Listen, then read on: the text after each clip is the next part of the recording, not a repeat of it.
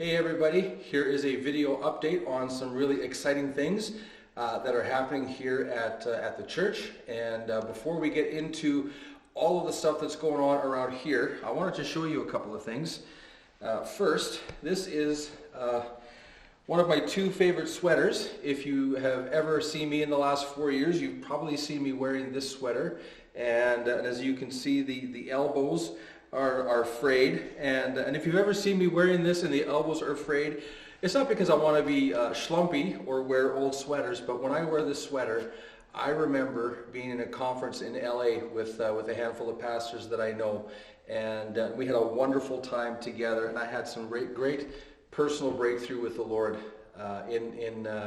in California with that conference. So this sweater reminds me of a time when God really met me in a powerful way. So anytime I wear it, I'm reminded of that time.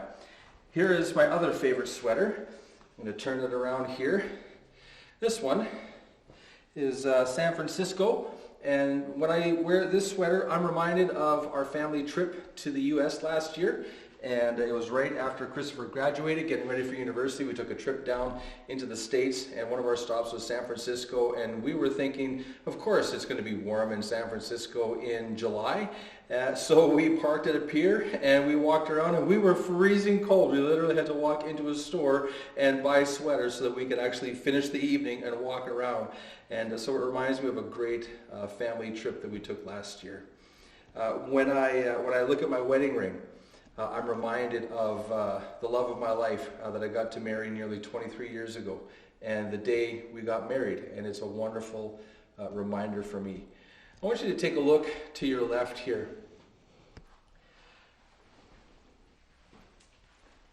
As a staff, we have walked past this empty sanctuary many times during this COVID crisis, and every time I walk by this sanctuary, I think about you guys. I think about our church family. I think about all the great things that have happened here in our church building and in the sanctuary. I think about good friends gathering together and praying for one another. I think about Sunday morning worship and our worship teams that work so hard and so diligently to give us a chance to be in the presence of Jesus together. I think about the conferences that we've held, our Holy Spirit Encounter, Soul Care, Marriage Conference, things that we've done on a big scale, and a lot of the breakthrough that people have experienced here in this sanctuary. I think of our hardworking tech people who work extremely hard to make sure that the quality of our sound and our video and our slides are all on point. And it warms my heart knowing that we get a chance to meet again this Sunday. And that's the big announcement. Many of you already know, but we're ready to meet back in the sanctuary together again. And even though we're in the middle of this pandemic crisis, whatever you want to call it, we're excited that we now have the chance to meet together. But that means a few things. It means that we've had to modify some of the things that we do, and it means we've had to modify our space a little bit as well. And so I'm going to walk you through some of what that means for when you come on Sunday morning so that you know exactly what you're up against. So follow me out to the front doors for just a second. You'll notice that we have our sidewalk painted with socially distanced lines. So when you come on Sunday morning for worship, we're just going to ask that you guys respect the social distance lines that we have on the sidewalk, and it just so happens that the breaks in our sidewalk are exactly the space that we need, so it's easy to find, easy to paint, easy to remember. And we're asking for everybody to come starting at about 10 a.m. Now we know that with families and for those who are older, to come too early may be a difficult challenge. So if you're a senior or if you are a young family and that extra time might be difficult to manage, you can still come at your regular time. But we're asking for everybody else to make a big effort to come early, because we need to seat people in a socially distanced way. And I got to remind people, and this is the part that really hurts, we can't hug, we can't do that stuff as we gather here. But here's what we can do. When church is done and you guys want to connect with one another, especially maybe people you haven't seen in a few months, go out for lunch.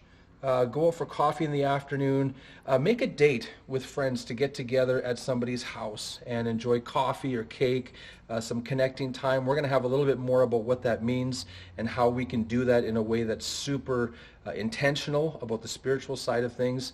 But we're going to ask that everybody just comes and enters socially distanced and leaves socially distanced.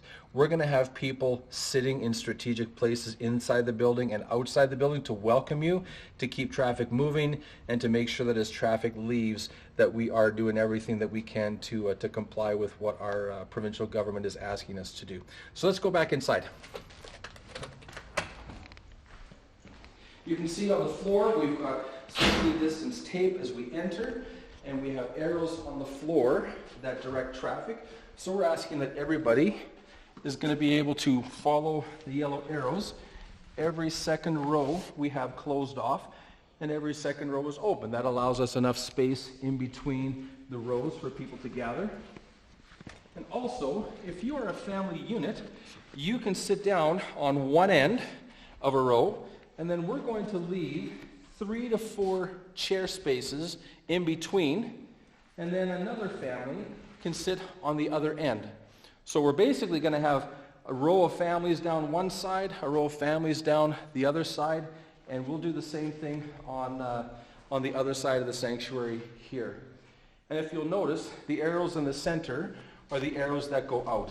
So everybody's going to be entering on either side of the sanctuary, but everybody's going to be exiting through the center doors. Does that make sense? I hope so. We've got tape just in case you're confused. Look at the floor, and that's everything that you need to know about how the direction is going to go. You'll notice that we also have chairs set up in the foyer here. Because of the socially distancing thing, we want to be able to have everybody here for one service. So we've set up chairs all over the foyer here, and we even have a second sound system set up here.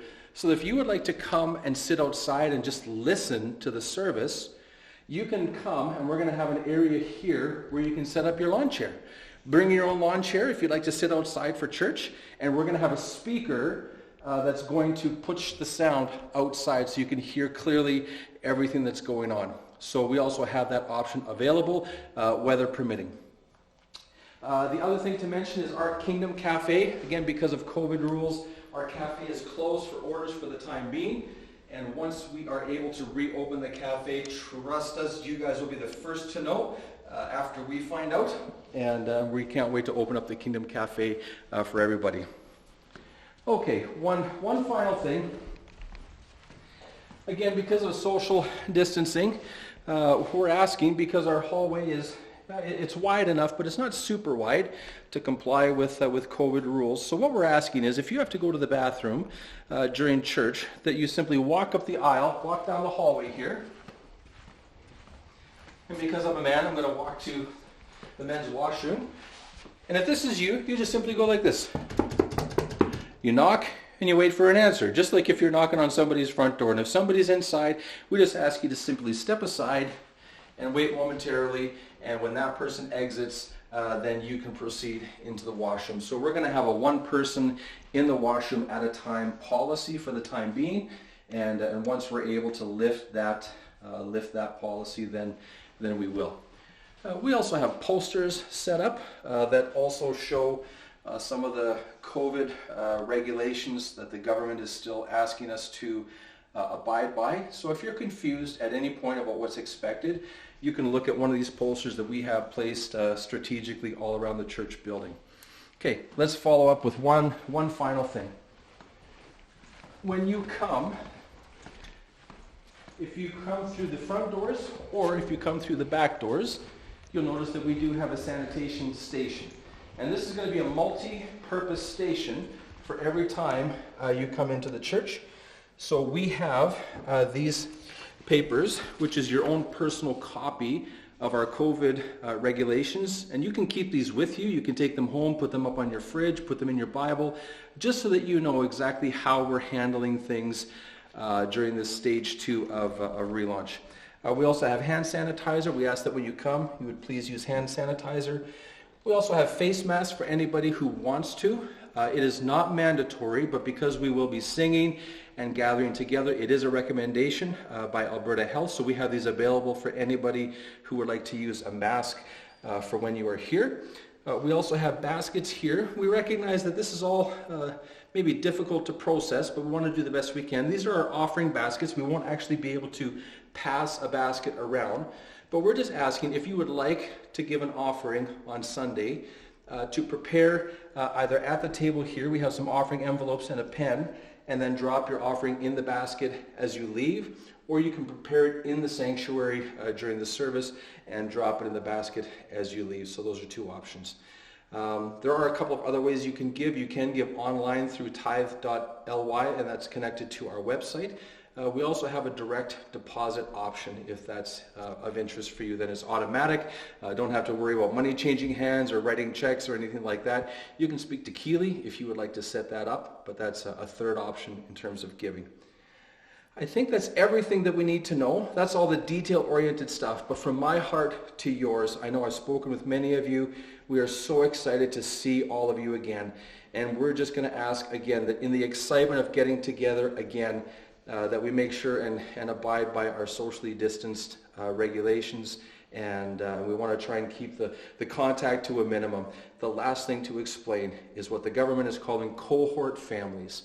If there's another family that you are close with, that you have spent time with already, that you feel safe with, that you would also like to sit with, you can sit together as a group, as a cohort family or an extended family. If you would like to arrange that before you come, please let our ushers know as you're being seated that you have designated yourselves as a cohort family. So if there are two families that want to sit together, you just come in together as a group and say, we are a cohort family and we will be sitting together, and you will be shown to a place where you can sit and enjoy the service together. We're excited to see you, my friends. We love you so much. We've been waiting a long time for this, and we want to see you there. For those of you that can't make it this weekend because you are still concerned maybe about health issues, or maybe some of our seniors who are concerned about the virus and your immune systems, please don't feel obligated to come. We are going to be very soon broadcasting our services on an FM channel, which means if you're able to travel in a vehicle, you can park in the parking lot and listen to church over your car stereo. And we will tell you what the FM channel is, and you just simply tune in and you will hear everything going on inside within the comfort of your own vehicle. So that is an option that is coming very, very soon, and we will let you know when that is up and running. But for those who can make it, we are so looking forward to seeing you. And Sunday morning, we can't wait. We start at 10:30, but we're asking you, if you can, if you are mobile and don't have very small children, to try and come starting at about 10 a.m. and we want to make sure that everybody has a chance to get in and get seated in a timely way so that we can get started right at 10:30. Thank you so much, everybody. We'll see you there.